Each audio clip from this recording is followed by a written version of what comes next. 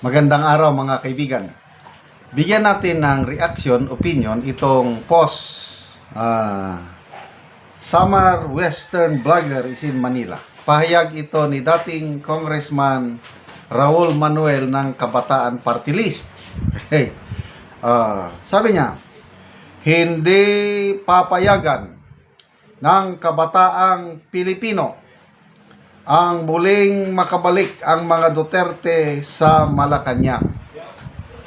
Isa itong malaking pagkakamali sa ating bayan at sa kinabukasan ng ating bansa. Okay, so ang Kabataan Party List representative ngayon si Attorney Rene Co. Dati sa 19th Congress itong si Raul Manuel. Sila yung sumikat ng gusto yung nangyaring enkwentro sa Occidental Mindoro noong January 1. Nako, namatay yung kabataang Party List Secretary General, Doydora ang apelyido. Grabing iyak ng magulang. Sinisi niya itong kabataan. Inakyat niyo ang anak ko sa bundok. Pinabayaan niyo. Namatay, oh. Sila rin yung nagdala kay Chantal, ani Noche ba yun? Yung Pilam. Kaya, sumikat na husto itong Kabataang Party List. So, ayan. Hindi daw nila papayagang makabalik ang mga Duterte sa Malacanang. Wow. Good luck na lang. Okay. Malala ko yung survey ng Pulse Asia, I think September survey ito. By classes, age classes. Sa kabataan, 30 years old pababa. If my memory serves me right, mga 54%. 54 or 46. Basta pinakamataas si VP Sara, ang voters preference na nakuha niya among young voters. Kabataan, 30 years old pababa. Samantalang si PBBM ayaw ng mga kabataan. 5% lang. Oh, so paano yan? Ex-Congressman Manuel, isama na natin si Attorney Rene Co, kabataan. Kabataan man kaya kayo. Bakit ang dami? Halos majority ang young voters na gustong-gusto kay BP Sara. Paano nyo yan mapipigilan? Takot na takot lang kayo na may isa na namang Duterte na babalik sa Malacanang. Kasi, pag si BP Sara ang maging presidente, nako, yun na, talagang tuluyan ng mawawala ang impluensya ng makakaliwa sa ating bayan. For 58 years, nandyan pa rin sila na lumalaban. Ano ang naidulot nila sa bansang Pilipinas? Nagsimula sila December 26, 1958, itong makakaliwa. Sinimula ni Joe Masison. Wala na lang si Joe Masison, nandyan pa rin sila. Gusto nilang pabagsakin ang ating demokrasyang gobyerno at silang mamahala style communist. Ay, nako. So,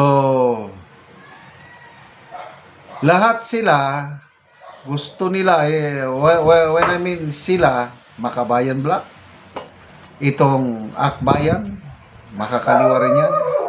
Talagang galit na galit sila kay BP Inday Sara. Kaya sila ang mangunguna na naman na magsampa ng impeachment case laban kay BP Sara sa February 6. Kaya ilang linggo na lang, magsisimula na ang bloodbath. Makakapanood na ba tayo ngayon ng bloodbath?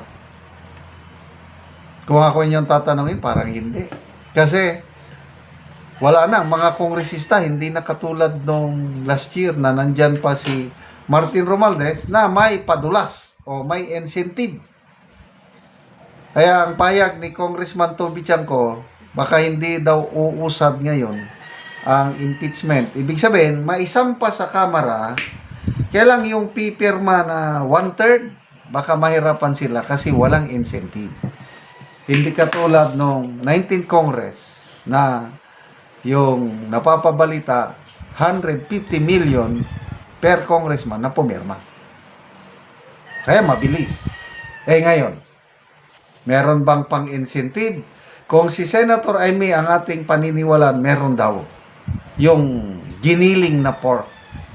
Gagamitin daw yun para sa mga kongresista na pipirma sa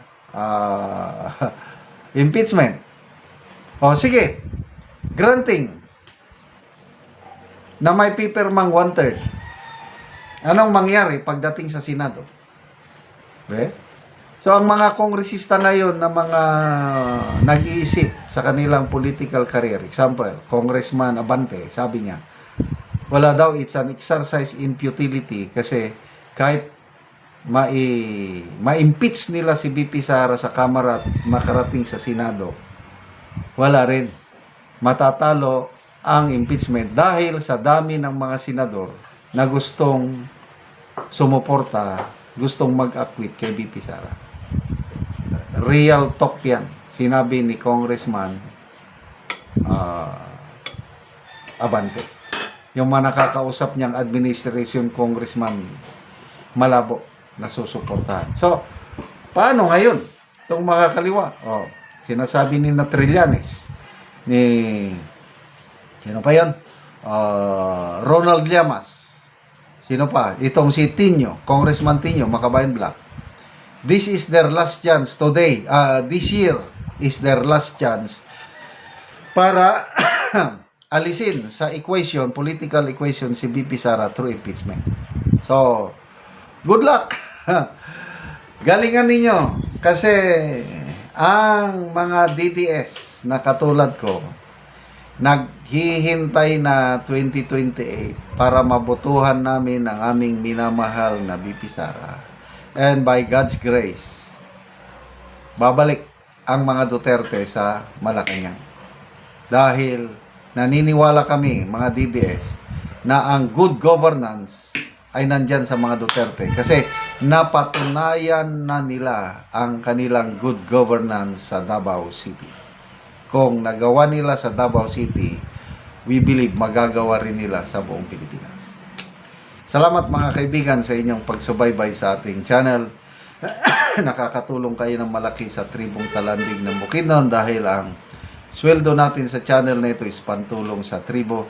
Namimigay tayo ng libreng yero at pako para makapagpatayo sila ng mas maayos na tirahan. Panoorin nyo ang video na ito.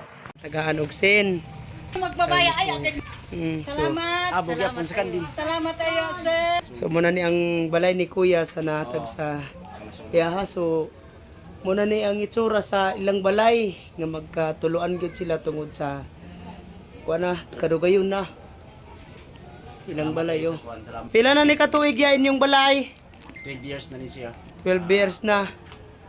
Oo, so Sa 12 years, atong niaging tuig, nasunog ni siya muni kung ani ang ani. oo. Kini wala na nako niya, naripid ni kay. Oo. Ako lang mong nagito. Lagi so nasunugan mo. So karon makakuha na mo og balay kay natagaan naman mo gero. Salamat kay sa kwan. Sa nagtabang sa Yero.